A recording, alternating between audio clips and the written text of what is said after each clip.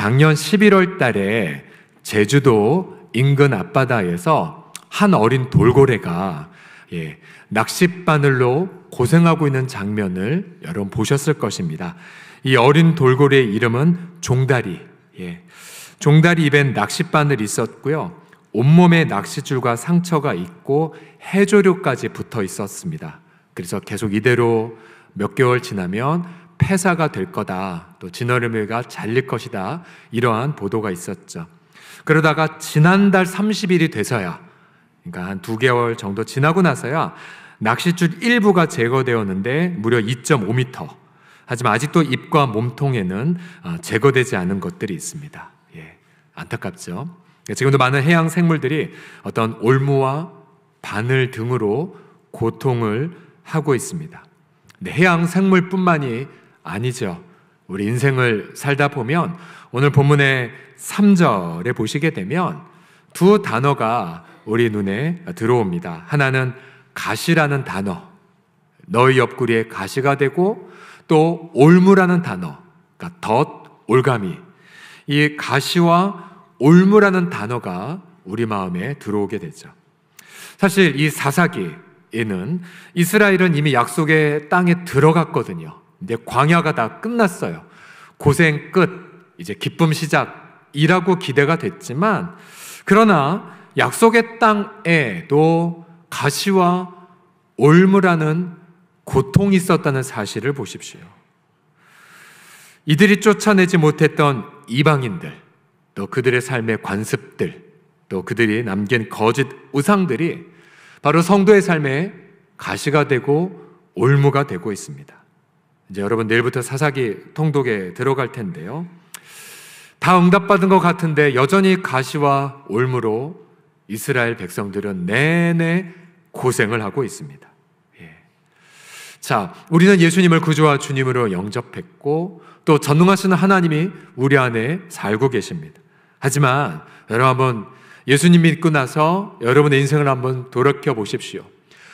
광야가 다 끝난 것 같은데, 그런데 여전히 가시와 올무 여러분 인생에 다 있지 않으십니까?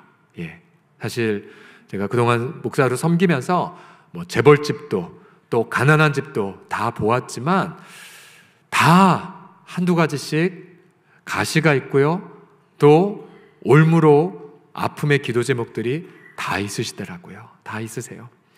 그중 대표적인 가시가 있다면 보통 인간관계로 인한 아픔, 어떤 억울함, 또 힘든 것들, 또 어떤 재정활동이나 경제활동 때문에 처음엔 그 길이 쉽고 달콤해 보였다가 막상 발을 내디뎌 보니까 아주 날카로운 덫이 있어서 여러분 지금도 후회하는 성도들이 있습니다.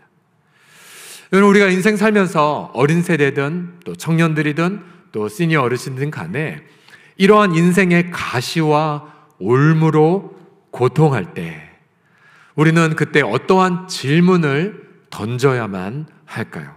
오늘 본문을 통해 또 사사기를 개관하면서 우리가 인생 가시와 올무로 고통할 때 이렇게 질문하라 함께 나누길 원합니다.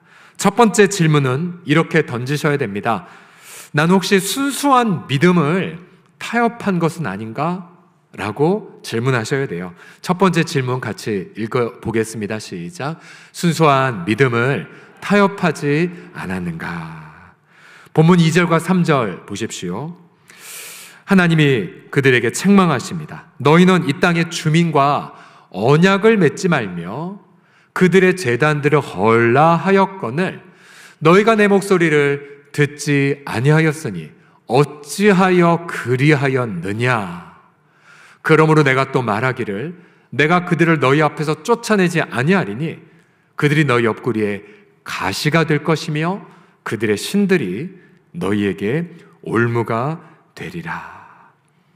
그러니까 왜 약속의 땅에 가시와 올무와 같은 고통이 있었냐면요, 바로 이스라엘이 이방인들과 언약을 맺고, 자 여기서 말하는 언약이란 이방인들의 관습과 삶을 그대로 흡수했다는 사실입니다.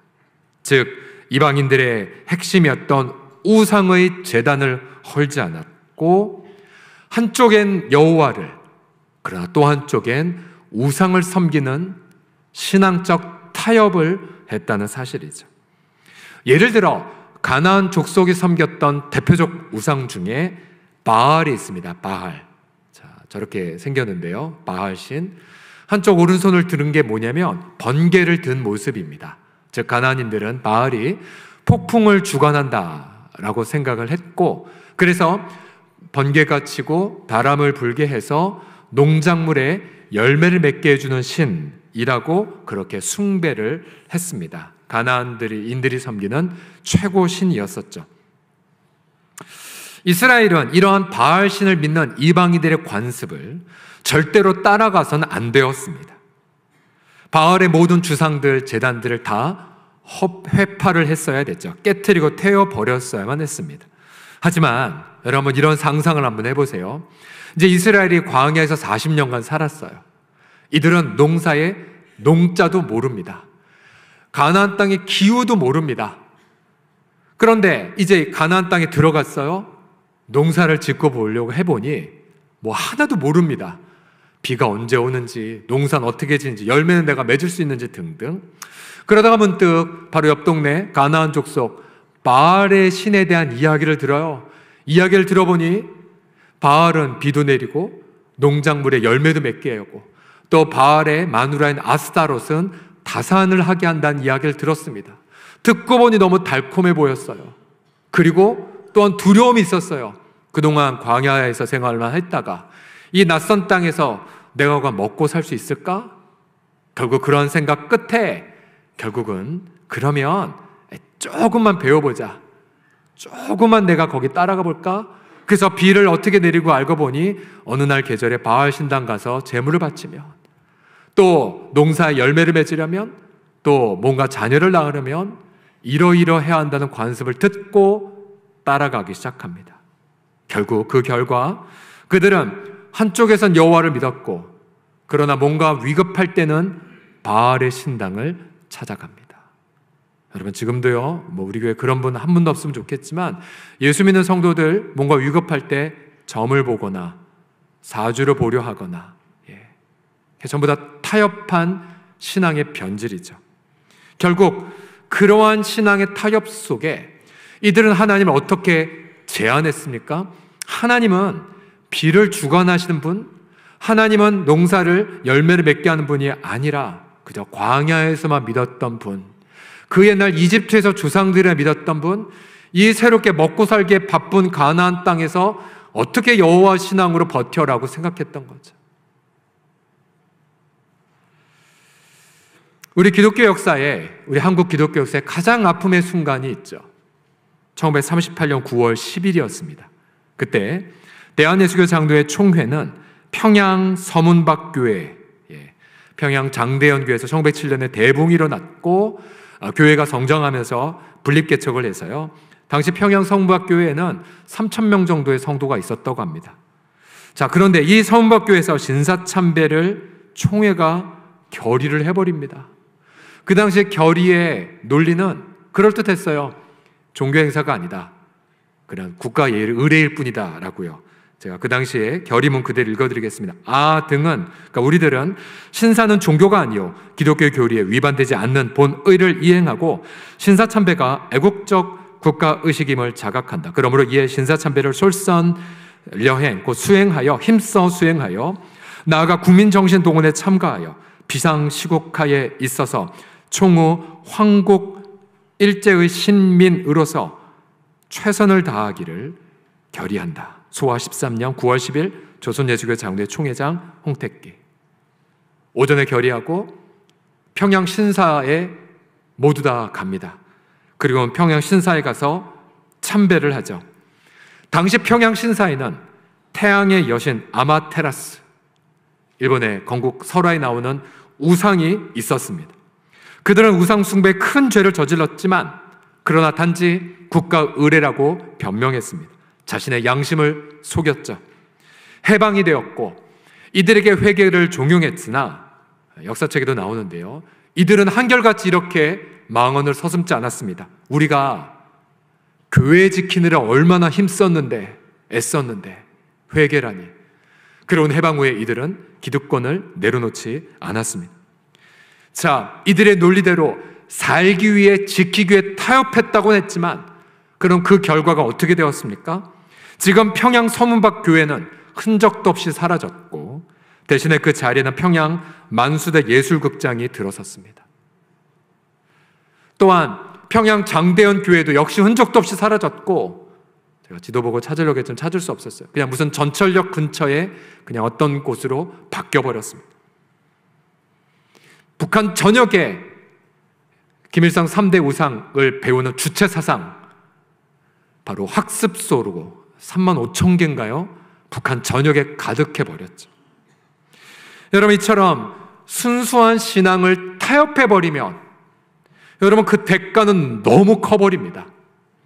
여러분, 경제적 어떤 잠깐의 이득을 위해 법을 어기거나 법망을 교묘하게 피한다면, 또한 신앙 양심을 어기면서 여러분들이 좋지 않은 행위를 한다면, 내가 어쩔 수 없어서 직장에 살아남기 위해, 내가 사업을 유지하기 위해, 혹은 우리 아이들의 장래를 위해 내가 잠깐 눈을 감았다고 하지만 여러분 그 타협 속에 바로 가시가 돋아나고 올무에 걸려서 결국 그 길이 빠른 것 같지만 결국 시간과 자원만 소모되고 낭비가 돼버립니다. 여러분, 신앙생활의 목적은 결국은 순전한 신앙을 확립하는 거죠. 디모데전서 1장 5절에 보시면 이 교훈의 목적, 즉 예수 우리 구주 복음의 이 교훈의 목적은 청결한 마음, 선한 양심, 거짓 없는 믿음에서 나오는 사랑이라고 밝히고 있습니다.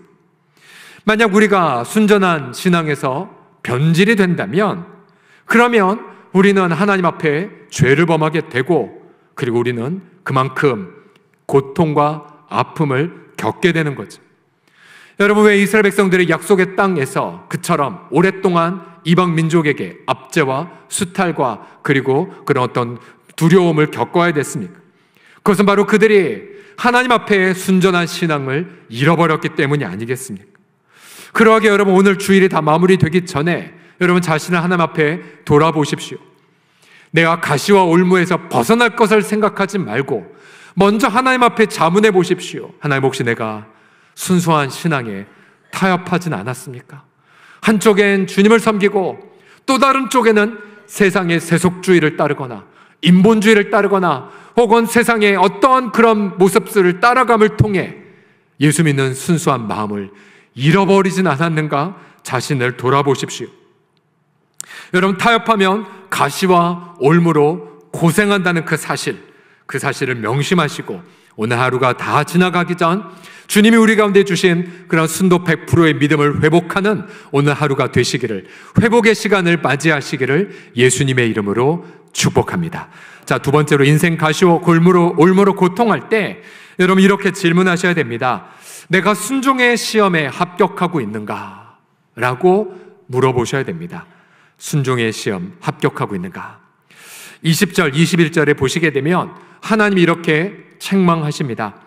여호와께서 이스라엘에게 진노하여 이르시되 이 백성이 내가 그들의 조상들에게 명령한 언약을 어기고 나의 목소리를 순종하지 아니하였은즉 나도 여호수아가 죽을 때에 남겨둔 이방 민족들을 다시는 그들 앞에서 하나도 쫓아내지 아니하리라. 여러분, 내일부터 사사기 보시면 예를 들어 메소포타미아, 또 모압, 가나안, 미디안, 아모리 족속, 암몬, 블레셋 등이 이스라엘을 계속해서 학대하고 괴롭힙니다. 블레셋 같은 종족은 무려 이스라엘을 40년간이나 학대하고 통치하죠. 이스라엘이 이러한 가시와 올무에서 벗어나려면 다른 방법이 없었어요. 이들이 아무리 군사력을 키워도 벗어날 수 없었고요. 재물을 많이 모아도 해결될 수 없었습니다. 왜냐하면 이 가시는 순종의 테스트였기 때문입니다. 22절 다 같이 읽어봅시다. 시작. 이는 이스라엘이 그들의 조상들이 지킨 것 같이 나 여호와의 도를 지켜 행하지 나 아니하나 그들을 시험하려 함이라 하시니라. 아멘. 예. 왜 하나님이 이스라엘로 하여금 이러한 고통을 겪게 하셨냐면 순종의 여부를 알게 하기 위함이었습니다.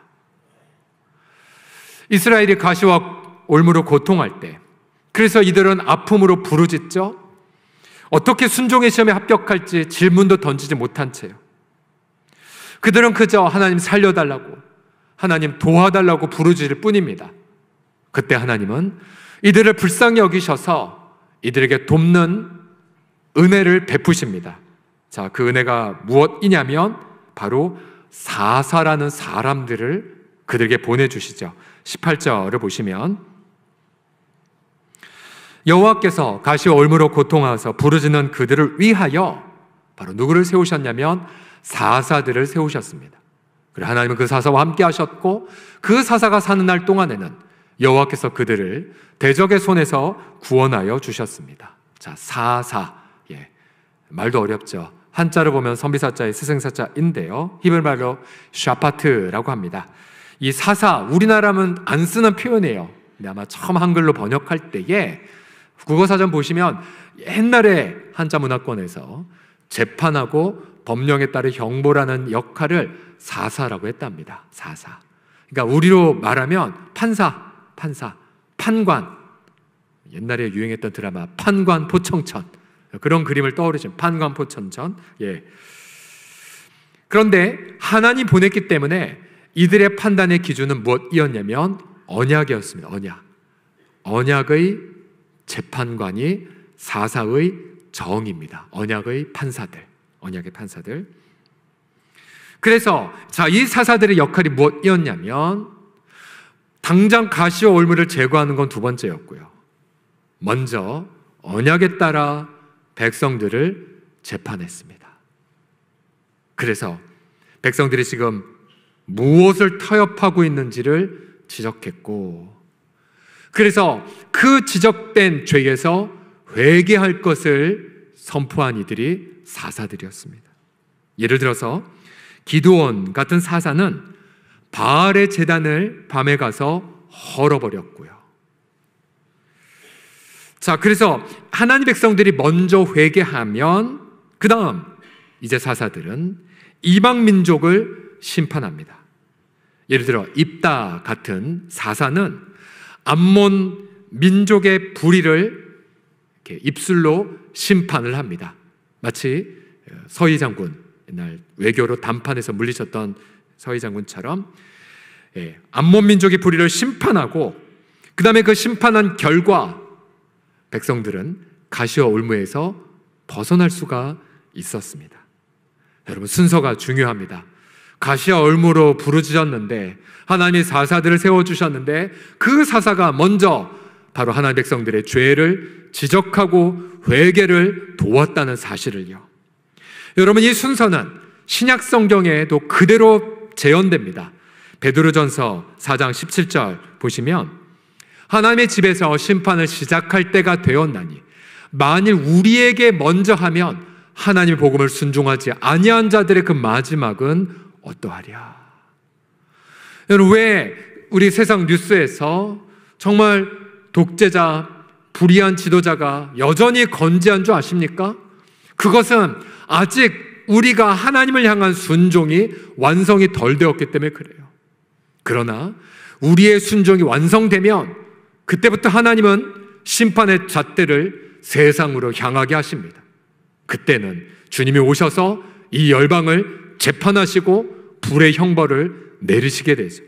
자, 그때까지 우리는 내가 제대로 순종하고 있는지를 먼저 나부터 살펴보아야만 합니다. 만약 여러분의 가시와 올무를 여러분의 주변의 가족이나 혹은 주변 이웃들이 주운 것 같아서 내가 그를 원망하고 그를 막 저주하고 싶다 할지라도 여러분, 그 마음에 사로잡히시면 안 돼요. 먼저 이 가시와 올무를 허용하신 주권자 하나님 앞에 엎드려 질문하셔야 돼요. 하나님, 제가 지금 어디에서 불순종하고 있습니까? 하나님, 제가 어떻게 순종해야 됩니까? 하나님, 저를 도와주시옵소서 라고 나의 순종의 레슨에 합격하도록 여러분이 그 과제를 얼른 찾으셔야 돼요. 이 말씀 적을 때에 생각났던 저희 가정에 연단의 시간이 있었습니다. 아버님 쓰러져 뇌출혈로 투병하셨을 때에 어머님의 투병 그 병수발도 힘드셨지만 아버님의 그 작은 회사의 한 직원이 아버님의 그 카드를 가지고 한동안 사적으로 유용했던 것이 몇 개월 후에 드러났습니다. 제가 그 카드 내역을 보고 기가 찼습니다. 왜냐하면 그 직원은 마음껏 자기 생활비와 유흥비로 카드를 탕진했기 때문이죠. 우리 가족 한참 후에 그 사실을 알고는 더 힘들 수밖에 없었어요. 투병과 또 재정적 덫에 걸렸기 때문에요. 하지만 그때 우리의 시험 과제는 이것이었어요. 하나님 빨리 그 직원을 심판해 주십시오도 아니었고 빨리 부채에서 벗어나게 해 주십시오도 아니었었어요. 주님의 테스트 과제는 이것이었어요. 너 이 가시와 올무 속에서 재정에 있어서도 신실한 청지기로 살 수 있겠냐? 이게 시험의 과제였었어요. 굉장히 힘든 그 상황 속에서 특별히 저희 어머님 권사님 굉장히 많이 고생하셨는데 그 속에서 테스트는 분명했죠. 아무리 작은 거라도 작은 재정이라도 하나님의 주권을 신뢰하며 11조 철저하게 드리고요. 또한 무언가 하나님 나라에 대한 헌금의 필요가 있으면 정말 철저하게 마음에 감동된 대로 드리고요. 또한 빚을 지지 않기 위해 애쓰고 저희 가족은 그 아시와 올무에서 몇 년을 고생했지만 어느 날 호련히 가시와 올무가 다 사라져 버렸더라고요. 그리고 다시 하나님께서 필요할 때마다 채워주심을 경험하고 또 비록 가정에 자산은 없지만 줄 것만 있는 집안으로 세워가시는 것을 지금도 경험하고 있습니다. 할렐루야.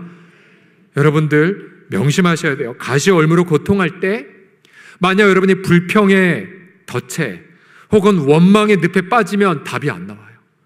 또 여러분 마음속에 복수심으로 불타오르면 그건 더 대책 없어요. 정말 복수하고 싶어도 진짜 재판장 하나님께 복수의 마음은 다 토해내시고 정말 그가 빨리 저주받기를 원하면 기도할 때만 하세요. 기도할 때. 면전에서 하지 마세요. 아무것도 없어요.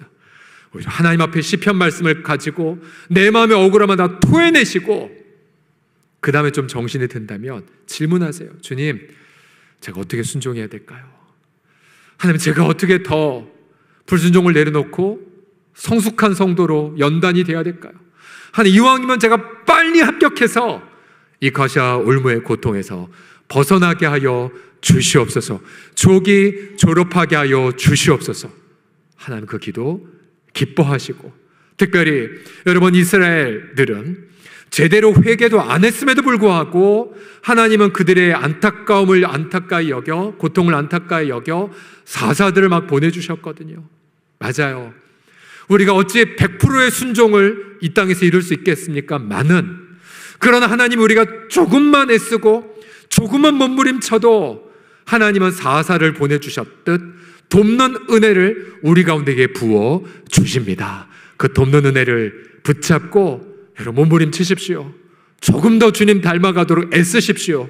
여러분 그때에 우리는 어느덧 가시와 올무에서 벗어나 예수님의 행복한 제자로 세워지게 하여 주실 줄을 믿으시기 바랍니다. 자, 마지막으로 인생 가시와 올무로 고통할 때에 나는 과연 참되신 왕을 따르고 있는가를 질문하셔야 돼요. 내가 과연 사람을 의지하는가? 아니면 내가 다른 어떤 인간을 의지하는가가 아니라 내가 정말 참되신 왕만을 따르고 있는가? 나는 진정한 참되신 왕을 만났는가를 질문해 보십시오. 이스라엘은 사사들이 너무 고마웠어요. 사사들 덕분에 가시와 올무에서 벗어났기에. 그래서 종종 왕이 되달라고 요청했지만 그러나 기드온 같은 사사는 이렇게 정답을 제시합니다.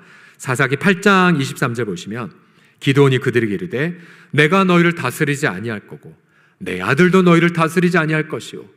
그 다음 같이 읽어주십시오. 여호와께서 시작. 여호와께서 너희를 다스리시리라. 아멘. 이게 바로 사사기의 주제입니다. 하나님만이 왕으로 계시리라. 주님만을 왕으로 따르라. 그러나 여러분 보시겠지만 기드온이요 끝이 좋지 않았어요. 그리고 기드온의 그 아들 때에 자기가 왕이 되겠다고 자기 이복 형들을 다 죽이는 끔찍한 역사가 나타나죠. 사사기 21장 25절에 봐보시면 이렇게 인간의 비참한 실패를 고발합니다. 그때에 이스라엘의 왕이 없으므로 사람이 각기 자기의 소견에 옳은 대로 행하였더라. 이게 무슨 말이냐면요, 그 어떠한 인간도 하나님을 왕으로 모시지 않았기에 각각 자기 소견에 옳은 대로 행해 그렇게 끔찍한 동족상잔의 죄, 비극을 그렇게 여겼더라고 만들었다는 구절입니다. 여러분, 인간, 저를 비롯해서 우리 모든 분들 하나님을 왕으로 모시지 않습니다. 왜요? 우리 속에는 교만의 뿌리, 교만이 하나님을 왕으로 모시기보다는 내 주관, 내 판단, 내 경험을 왕으로 모시고 싶어 하거든요. 심지어 내 상처, 내 과거, 아픔 또한 그것을 내 왕으로 삼길 원하거든요. 사사기를 보시게 되면 사사들조차도 제대로 된 인간이 별로 없음을 아시게 될 거예요. 이제 우리가 오늘 오후에 리딩저스 사사기 소개 영상 사랑방별로 받으시겠지만 잘 정리했어요. 온니엘을 제외하고는 에훗, 바락, 기드온, 입다, 삼손 등 모든 사사들이 불안불안했습니다. 속이거나 되게 경박하거나 심지어 자기 딸을 제물로 바치지 않거나, 또 삼손 같은 이는 이건 뭐 지도자라고 할 수가 없죠. 아주 탐욕에 붙들려 있는, 육신의 정욕에 사로잡혀 있는, 또 심지어 하나님의 통치보다는 내 복수하고 싶다고 하나님 도와달라고 했던 작자가 삼손이 아닙니까? 배울 인간 하나도 안 보입니다. 결국 사사기를 다 통독하면 리딩 지저스가 잘 이렇게 설명하고 있죠. 인간을 소망할 수 없어요. 오히려 우린 불안한 사사들 너머에 완전하신 예수님만을, 완전하신 사사 예수님을 바라보게 됩니다. 여러분, 예수님과 사사들 한번 비교해 보십시오. 예수님은 대담하셨고, 예수님은 정직하셨고, 예수님은 자신을 바쳤고요, 예수님은 하나님 나라 한 영혼을 위해 자기의 영혼을 바치셨습니다. 자, 그 예수님, 우리가 진정 따라야 될 사사, 진정한 언약의 재판관, 우리의 참되신 왕, 여러분 그분을 모시고 따르시기를 예수님의 이름으로 축복합니다. 그러나 여러분, 이 가시와 올무와 연관해서 우리 이렇게 정리가 됩니다. 우리 예수님 완전한 분으로 오셨지만 인간이 만든 가시면류관을 쓰셨고, 또한 지도자들의 교묘한 덫에 걸려 사형 판결을 받으셨죠. 그리고 사망의 올무에 그렇게 죽임을 당하셨습니다. 그러나 그 어떠한 인간의 가시와 올무도 참되신 왕을 제한할 수 없었습니다. 오히려 예수님은 그 가시와 올무 속에서 죄를 용서해 주시는 길을, 또한 사망을 깨트리는 능력을 우리에게 보여주셨어요. 더 이상 어떠한 인간의 가시와 올무도 참되신 왕을 어떻게 할 수가 없었습니다. 결국 우리 신약 성도들은 그리스도를 왕으로 모시는 성도들이에요. 그럼 우리에게 가시와 올무는 어떠한 의미로 여러분 다가오겠습니까? 그러면 지금 여전히 이 땅에서 여전히 가시와 올무로 고통한다 할지라도 예수님을, 그 참되신 왕을 모시는 성도들의 삶에도 더 이상 가시와 올무가 우리에게 구속이 되지 않게 됨을 여러분 바라보십시오. 예를 들어 사도 바울을 보십시오. 예수님을 참된 왕으로 모신 그의 삶에도 육신의 가시가 있었어요. 고린도후서 12장 7에서 9절에 보시면 내 육체의 가시 곧 사탄의 사자가 있었다고 말합니다. 그게 질병일 수도 있고, 또한 계속적인 학대와 핍박인 것 같습니다. 그런데 바울은 그것이 제거되게 해달라고 간절히 기도했지만 여전히 그의 인생에는 가시와 올무가 계속 있었어요. 근데 바울은 기도하다가 깨달았습니다. 그대로 제가 읽어드릴게요. 여러 계시를 받은 것이 지극히 크므로 너무 자만하지 않게 하시려고 내 육체의 가시 곧 사탄의 사자를 주셨음을 깨닫습니다. 난 힘들어서 이것 빨리 해결해달라고 기도했는데 이 고통 때문에 내가 교만하지 않게 됐구나. 그러면 이미 고통 너머에 내가 이미 은혜를 받고 있는 거네를 깨달았어요. 또 바울이 이런 응답을 받죠. 나를 쳐서 너무 자만하지 않게 하려 하심을 깨닫고 나서 내게서 떠나가게 하기 위하여 내가 3번 주께 간구했더니 나에게 이르시기를 내 은혜가 내게 이미 충분하다. 왜요? 교만하지 않고 겸손할 수 있으니까. 왜요? 그 겸손함 속에 하나님의 친밀한 교제가, 하나님의 능력이 이 바울을 붙들어 사용했기 때문에 결국 바울은 끝내 가시올무가 해결이 못 받았지만 그러나 그 속에서 놀라운 능력을 경험했어요. 왜요? 내가 약할 때에 내 인생에 여전히 가시와 올무가 있음에도 불구하고 오히려 그리스도의 능력은 가시올무에 제한되지 않아서 오히려 나로 더 하나님을 섬기도록 만든다는 것을 깨달았죠. 그래서 바울은 이제 대놓고 자신의 가시를 자랑하기에 이르렀습니다. 때로 그 가시의 자랑함이 내 수치가 되고 내 정말로 불명예가 된다 할지라도 그냥 기쁨으로 자신을 오픈하고 나눔을 통해 바로 승리의 삶을 보여주게 되었죠. 여러분, 우리가 여기까지 가셔야만 합니다. 우리 예수 믿는 성도들의 삶에 꼭 불순종 때문에 가시가 안 생겼다 할지라도, 여러분 그런 것도 많이 있어요. 사사기는 불순종 때문에 가시올무가 생겼지만, 그러나 바울은 불순종하지 않았음에도 불구하고 가시올무로 고생했거든요. 중요한 사실은 불순종으로 생겼든 아니면 그러지 않으면서도 눈 떠보니 가시와 올무로 고통하든 상관없이 우리 사랑하는 성도들이요, 하나님의 은혜는 가시와 올무에 매이지 않음을 여러분 믿으시기 바랍니다. 이것을 날마다 누리시기 바랍니다. 여러분 그렇게 날마다 누릴 때에 우리는 가시에도 불구하고 바울처럼 예수 제자의 행복을 만끽할 수가 있습니다. 할렐루야. 며칠 전에 저희 우리 두 분의 장로님과 더불어 우리 오선자 권사님 가정 신방했어요. 거기가 누구냐면요, 우리 황신엽 장로님의 아내가 되시고 고 황금천 목사님, 우리 교회 설립자 목사님의 첫째네, 그러니까 자부가 되십니다. 현재 우리 황신엽 장로님은 알츠하이머병 투병 7년째 하고 계시고 4년째 누워서 거동도 못하십니다. 말씀도 못하십니다.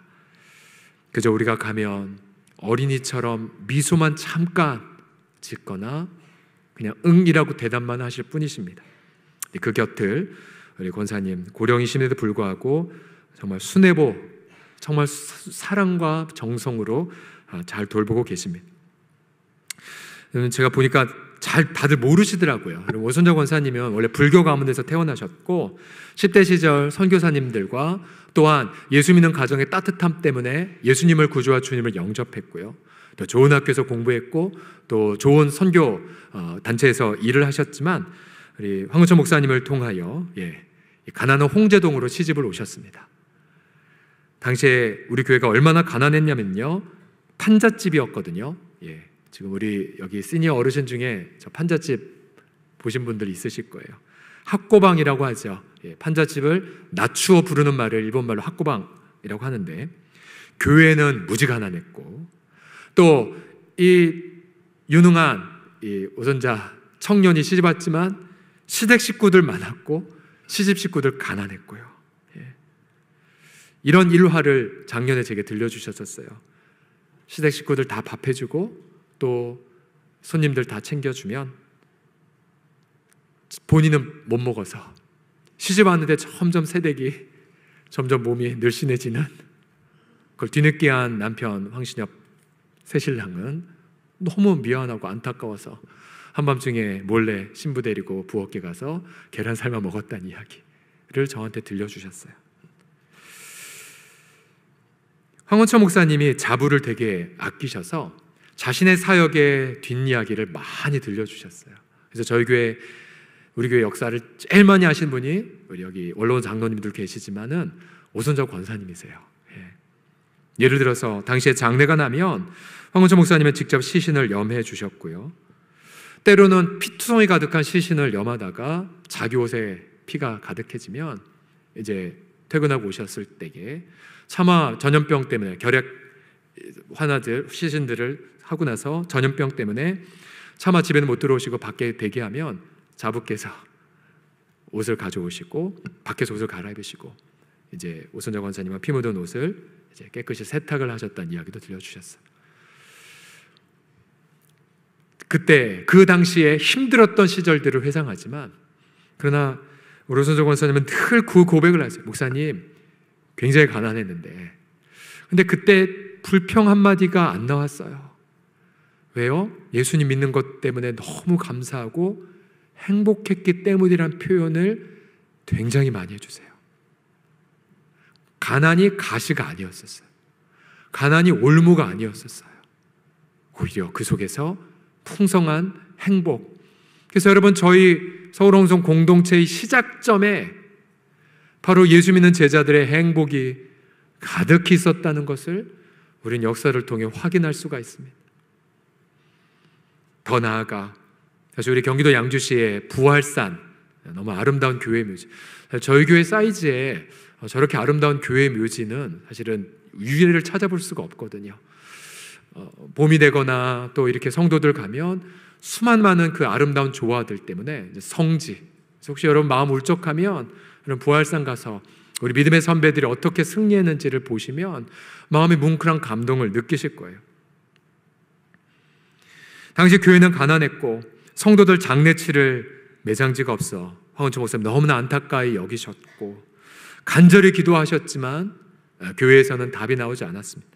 하지만 간절히 기도하던 끝에 하나님이 주신 감동함을 좇아서 자신의 이런 마음을 하나둘씩 나누었고 그때에 여러분 우리 교회 연역에는 한 분밖에 없지만 실제로 두 분이 더 있습니다. 한 분은 우리 황원천 목사님과 같은 황해도 고향 황해도 장현 출생이신 대한제분, 그러니까 이런 곰표 아시죠? 곰표 밀가루 대한제분 회장님이 부활선에 헌금하셨지만 자신의 가문의 특별한 것 때문에 무명으로 함교해달라고 요청했고요.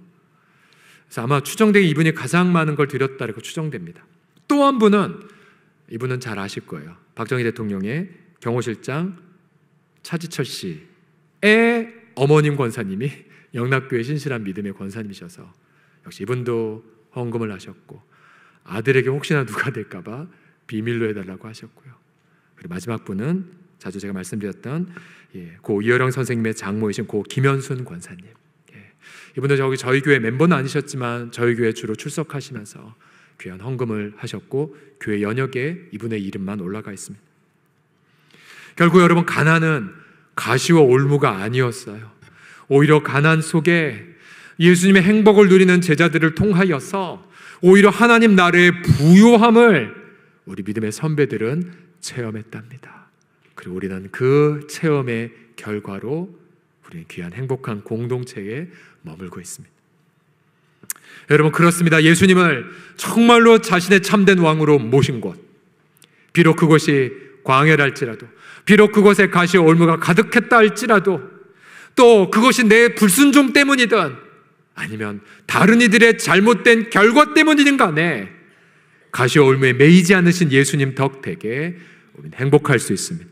우리는 부유할 수 있습니다. 우리는 하나님 나라 일을 마음껏 제한 없이 감당할 수가 있습니다. 그러한 예수 제자의 행복을 오늘 회복하시고 그래서 이 한 주간 그 어떤 때보다 예수 제자 행복을 만끽하고 누리고 나누시는 간증하는 저와 여러분 다 되시기를 예수님의 이름으로 간절히 축복합니다. 아멘.